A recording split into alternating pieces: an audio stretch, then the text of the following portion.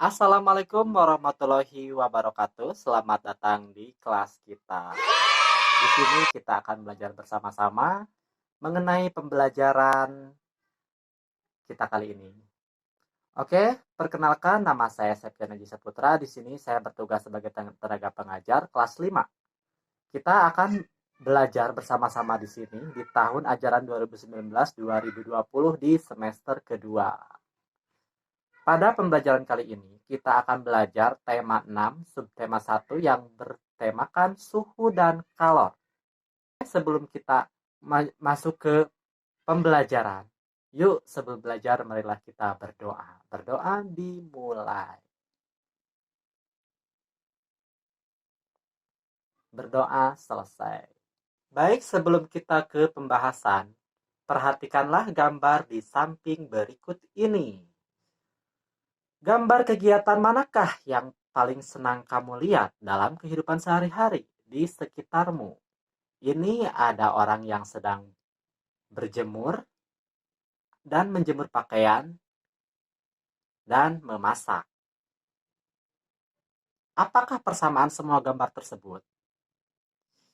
Ya, semua gambar di atas berhubungan dengan kalor atau energi panas. Apa itu energi panas?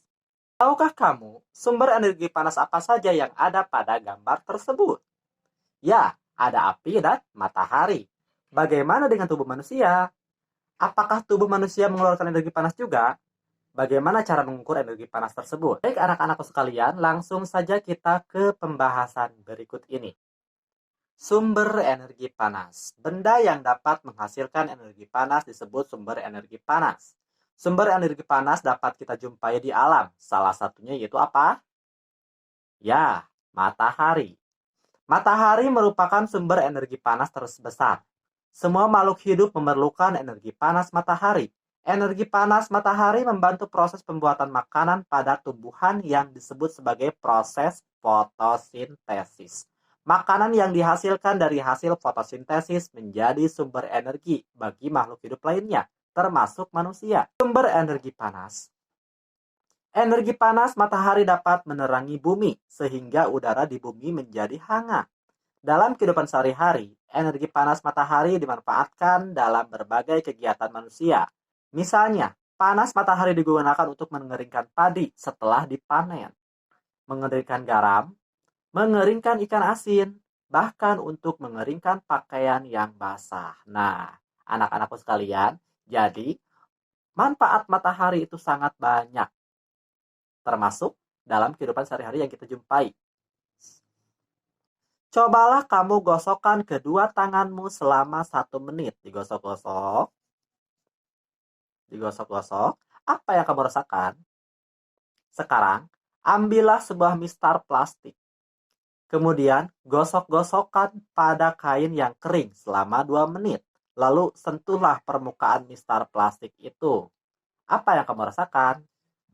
Jadi, jikalau kita menggosokkan kedua tangan kita, lama-kelamaan kita akan merasakan yang namanya hangat. Nah, itu pergesekan antara kedua tangan itu menghasilkan energi panas. Setelah kamu melakukan kedua kegiatan tersebut, apakah kamu merasakan panas? Energi panas dapat dihasilkan ketika terjadi gesekan antara dua benda.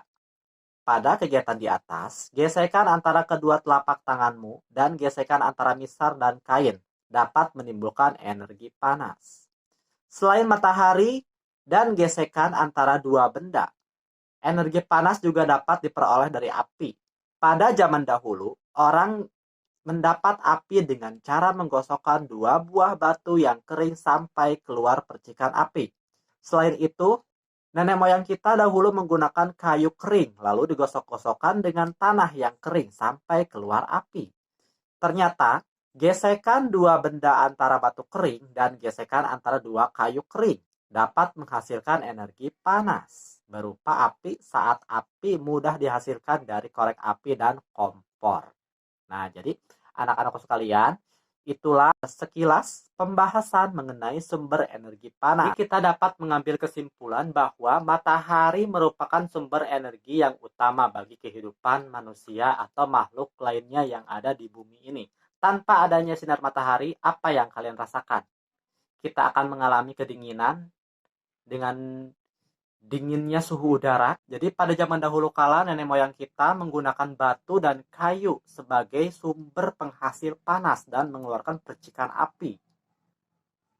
Nah, untungnya kita pada zaman yang modern ini kita sudah bisa berjumpai yang namanya korek api.